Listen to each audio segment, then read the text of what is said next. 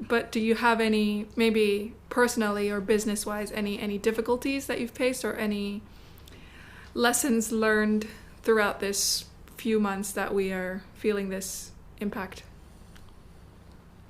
Well, that was deep. Yeah, really.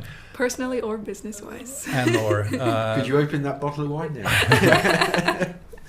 I think for me, yeah, realizing that we can no longer just talk about the change. We actually have to go and do it. If not, we're fucked. Sorry, that was a bad word, but if not, we're in a mess. Edited.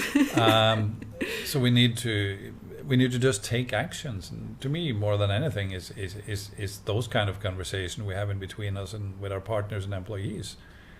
Being a lawyer isn't enough. Being a real estate agent isn't enough. You have to go and drive this. You have to push this forward every day. You have to be the change. Yeah. So to me, that was a slap in the face, if that makes sense. And I think, we were concerned about the business, and we're still concerned because it's difficult to predict. But over the last maybe couple of months, it's really been an uplift more than anything in terms of understanding of ourselves, our brand, our partners, our clients, and actually business-wise too. We're probably doing better than in a long time, So.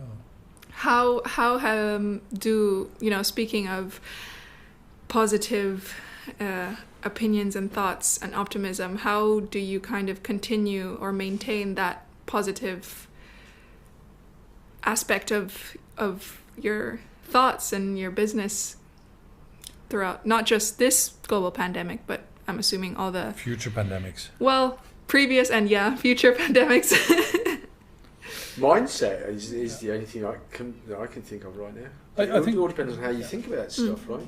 And I think that's one. Sorry. How would you that's one. inspire others to also look at a more positive? Well, that's hard work. We're trying, and I think more and more people are listening, and I think we touched on it before too, that we're trying to constantly learn and trying to not rewrite but reset how we look upon challenges and problems.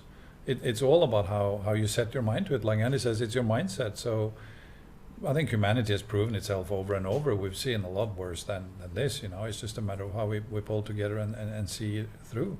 And you can choose to see all kinds of issues and challenges, and and you're not blind to that. But in that, there is a lot of opportunities coming out of it, and you just got to grab those and pull yourself up. In the same way that there's also in those same events and scenarios and stuff, there's also a different path that you could take, and it would be completely negative.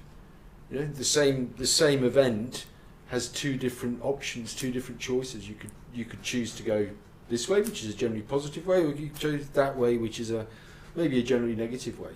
You're not necessarily going to change the events. The only thing you can change really is how you think about them and how you perceive them, and that then determines what choices you make.